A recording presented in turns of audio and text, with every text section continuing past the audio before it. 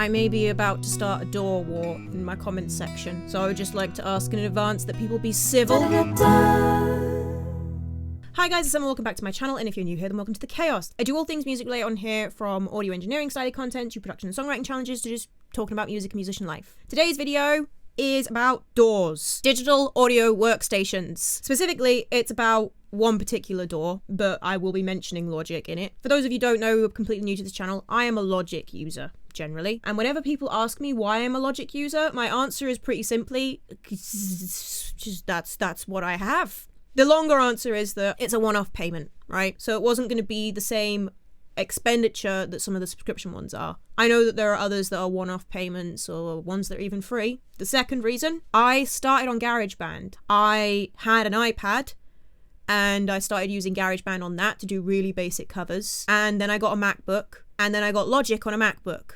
It kind of just makes sense if you start out on GarageBand to move to Logic, because GarageBand is essentially the free version of Logic. It's very much the same kind of interface. And that was a big part of what I liked about Logic overall, is that generally when you look at Logic, it is quite easy to figure out how to do things in it, especially the really basic stuff. I honestly don't know Logic as well as I ought to, given how long I've been working in it, because a lot of my learning process has been fiddling around and figuring it out. And that's great for some things, because sometimes you just uncover a tool that's really handy for how to use things. But then other times you realize that you've been doing something in a really long-winded way, and there was a way simpler, easier, function that actually existed in Logic for doing that. And I've been making more of an effort to actually properly learn how Logic works, and I've been watching I've gone way back to beginner basics kind of tutorials, because I know that there's all sorts of basic stuff that I've missed, and I'm having to just sort of suck it up and deal with the fact that I'm going to watch a lot of videos where I don't learn anything new because I already knew all of this, but every now and then there'll be one thing in there that's actually really handy and useful and I should have known. Anywho, but I have reached a stage with Logic where I've got a pretty decent workflow in there now. I know how to use that DAW pretty well, but I don't have strong feelings about Logic being superior to other DAWs because I haven't really used any others. I mean, I think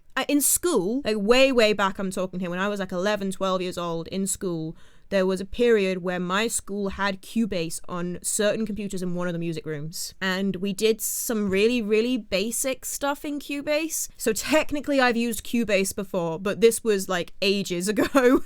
And I wasn't actually being taught it. Anyway, the whole sort of long-winded point I'm making here is that I don't know if I like Logic or not. I know that I like certain features in it that I know how to use, and that there might not be that much point in learning how to use a different DAW to have essentially the same features, or to have it done in a different way that I would then have to learn that isn't necessarily superior. But I do know that different DAWs are different, and they do things in different ways, and some of them have features that don't exist in other DAWs. I know the big one I'm talking about here is Pro Tools. Pro Tools is the only other DAW I've really had any proper exposure to. And I've titled this video using Pro Tools for the first time, but that is not entirely true because I have used Pro Tools before. The context here being that Pro Tools is widely considered an industry standard, and it is the DAW of choice at the studio that I rent out. My friend's studio, Clubhouse, James, uses Pro Tools. Imogen uses Logic, so they have both. And when I go in there, usually I am using Logic when I'm in there solo,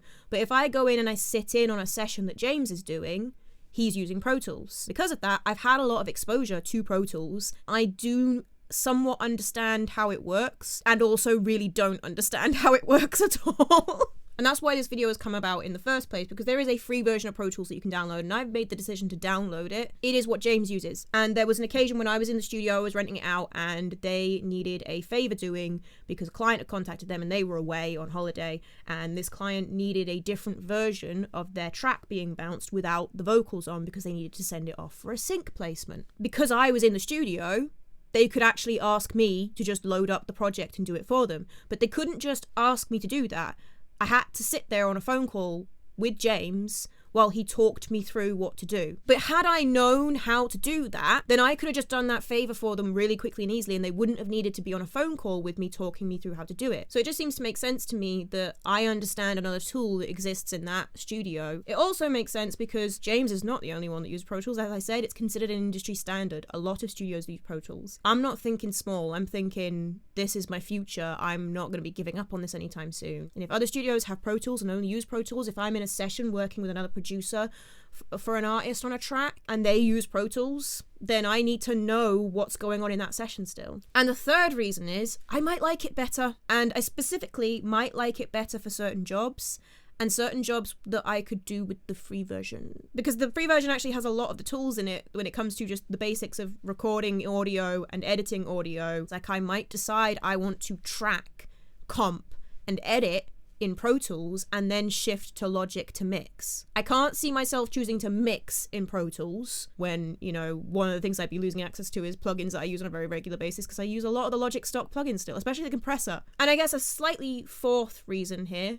that I've just thought of already through looking into downloading Pro Tools and doing this video where I'm just going to do some really basic stuff in Pro Tools, I've already discovered that there was a feature in Logic that I didn't realize existed. By learning about things that exist in other DAWs, you learn more about your own DAW, because you just learn more about audio engineering and how all these things work in general. And so I thought I'd have a go at just doing some basic stuff in Pro Tools now, and, you know, I'd kill two birds with one stone and film it for content. But also film it because it's another step in my journey, and I'll probably have some interesting thoughts as I go trying to do things like this. Anywho, so I just want to do basic stuff in this video. I'm not going to try and do anything fancy. I just want to try and basically look at the recording and the basic ideas of comping and editing in Pro Tools to get a feel for how that because that's the main process I think I might want to end up doing in Pro Tools. Let's create this. Oh, I had one of the tutorial sessions up before, that's why I did that. Come on, open up. Did it actually create that then? I don't think it did it? Create it, please.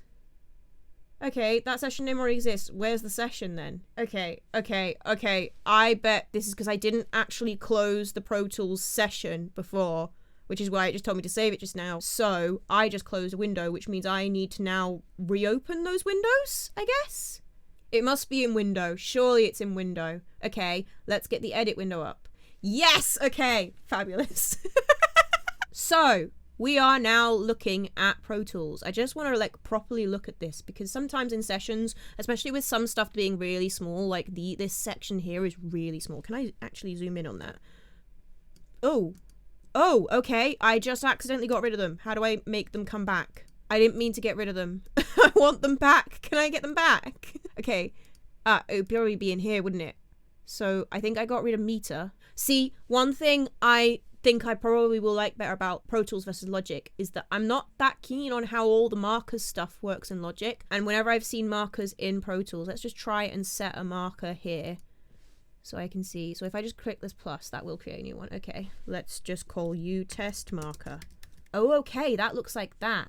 Test marker 2. Okay, I like how that looks better. I especially like this. So when I look at markers in Logic, I'll do a direct comparison video at some point when I've gotten to know Pro Tools better. But like they're just literally the block, that's all you get, and it isn't a different color, and you don't get this little playhead type thing here. It makes it really easy to like pinpoint. Oh, and if I do that, that moves that. Okay, I'm getting distracted by all sorts of probably more complex stuff. This is how I learn things though, is I just click and go, what does that do? Okay, let's close this bit. Get this out the way. How do I get this out the way? Because this is just probably going to annoy me over here. Oh, is it integrated with Splice? Can I go straight to Splice from here? I can! Irrelevant, but cool. Like it. I don't really know if there's anything like that in Logic. That's a thing to investigate after I have finished doing the thing I'm actually supposed to do in the video and not getting distracted again. First things first, let's create a new audio track. So, from the tutorial videos I watched, that to create a new track, you just go track new or Command Shift N. Okay. I want to try and like get in the habit of using key commands more as well, because it's something I'm really bad with in Logic.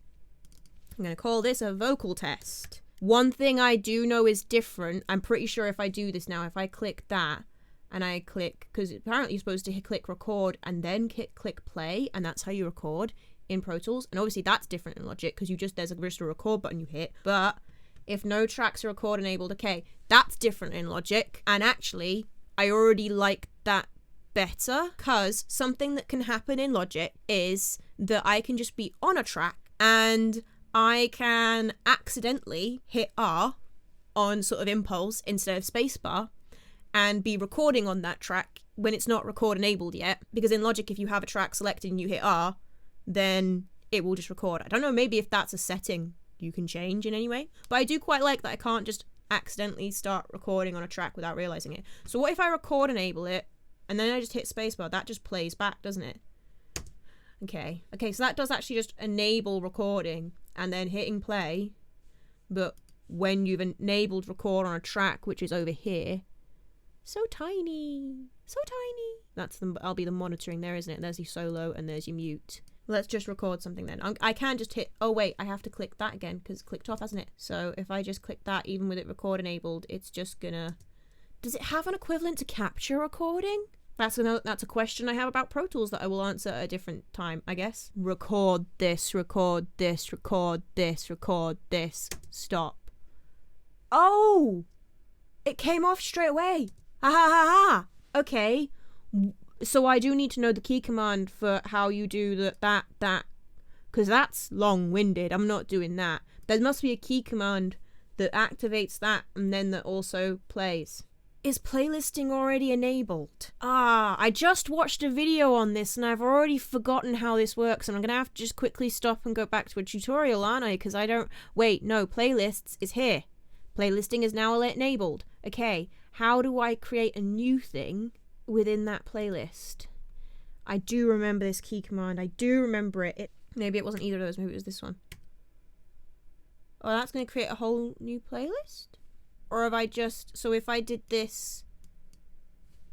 I need to zoom in more. I'm way too zoomed out. Thank you very much. Zoom! Ah! Okay. Deselect that, please. Thank you. So if I were to select this... Where is it? It's that. Nope. Okay. So if that wasn't on there, if I got rid of that, playback doesn't play anything, but if I put it on there and then hit that, record this, that's how that works. Okay, so that's how playlisting works. So I just created a new, where did I find that? Oh, I did control / and that creates a new playlist. But I swear when I did this with James, I don't remember this box coming up. I am going to go and quickly have a look at one of these tutorials that I was just looking at before and see if I can figure out what's going on here. Okay, so it looks like maybe I was just misremembering and that dialog box is normal, but okay. And if I want to listen back to these, now how does that work? What is it, that? Okay, that worked. I swear when I've done this in the studio with James before, there's been a little S next to these tracks and you hit that to solo that track instead of hitting this. Record this, yeah, that's different. Okay, I want to try doing one more thing before I end this video. I want to try recording in 2 signals at once. Where'd I put that cable? I put it there. So I've got my guitar here. I just plugged that in so I can have a second signal. I need to create a new track again. What was the key command for that? Do you remember it? I think it was Command-Shift-N. It was. Okay, can I create 2 tracks at once? I think I can, can't I? That one we want to be input 1 and this one we want to be input 2. Fabulous. Let's turn up the signal input 2. I'm just going to do something really simple like that because I literally just want to test this out. I don't have playlists enabled on either of them, but it will just do it automatically, won't it? And because both channels are selected, it'll do it for both? No, it will not do it for both. Are they not selected? Is that why? They look like they're selected. That's what selected looks like, isn't it? But if I select them both, that it should just create a new thing for both of them at once, shouldn't it? But it doesn't. Okay, do I need to group you already then? I need to create a group for this. That was Command G, wasn't it? Group. Audio 2 and Audio 3. Cool. Okay. And how do I enable and disable it? Is it enabled like that? I think it's enabled like that, so that would disable it, wouldn't it? So, wait, what happened? Where'd it go? Did it... I don't know what happened there, but when I created that group, my audio disappeared. Is that because I created a new group and everything has to be the same and it couldn't guarantee everything was the same because it wasn't a group before that? Maybe. Let's see if this will work now. Okay. Now, if I do this, will it work? Yes! Okay, it just needed to be made a group already. That's all fine. I can do that. Right. So, same thing again. And we create another playlist again. Oh, Did you notice that this time it's been creating them and the thing hasn't, maybe that's why that audio, that box didn't come up when I was doing it with James, because it was doing it for multiple tracks. It wasn't just doing it for one track because he was recording drums. That'll be why that box didn't come up, because it wasn't one track we were dealing with, and obviously that box doesn't come up if you're not dealing with one track. Cool, fabulous. If I click this, it happens on both. Okay, fabulous. And then if I do this, it selects it on both, and if I do that, it puts it up there on both. Fabulous. That's really easy. I like that. I need to now have a play and actually just try recording things in Pro Tools and, you know, actually get to know some of these other features I didn't realize existed in Logic better, because I like the playlisting feature in Pro Tools. That was something that I'd seen from watching other people work with Pro Tools that I quite liked. I like that by selecting this, I'm not automatically putting that into my comp straight away. Whereas in Logic with the swipe thing, you swipe across and it just puts that into the comp, and that's also how you review them. I like that there's sort of a thing down here where I can just go through and just review the different sections like this, and then make my selection and add it up. Anywho, I just wanted to do that first sort of trial run of using Pro Tools and starting to get to know it. I hope you guys found this video interesting, or at the very least maybe found it funny watching me just flail about a bit there. And feel free to fight it out in the comments about what your favourite DAW is if you must. I have no strong opinions. I'm pretty sure I would probably like all DAWs somewhat equally and dislike things about them and like other things about them. So I already like Pro Tools better than I used to, because now I'm looking at it and I've had a look at some videos. It's starting to make a lot more sense already, so that's nice. If you did enjoy this video, then you might enjoy my content on this channel in general, in which case you might want to hit that subscribe button. But I know that that is a big decision to make, so do feel free to check out some other content before you do so. There'll be something recommended on the end screen for you. If you want to follow me in general, then all of my socials are linked in the description as well, and there's also a link down there to my Buy Me a Coffee account, where if you really enjoy my content and you want to support me with money, you can do so. You can send one-off donations on there, or you can subscribe to one of my memberships, and that gets you access to extra behind the scenesy content. Finally, I am a musician and I do release my own music, and that's what you're hearing on this end screen now. And if you're enjoying that music, then you might want to check out my artist project. Links to all of that, where you can stream my music and my artist profiles and stuff on various things, are also in the description below. That is everything, guys. I shall see you guys next time with another fun music related video of some sort. Possibly in Pro Tools, who knows? Maybe I'll be a convert. Bye! See if I can replace it. Oh.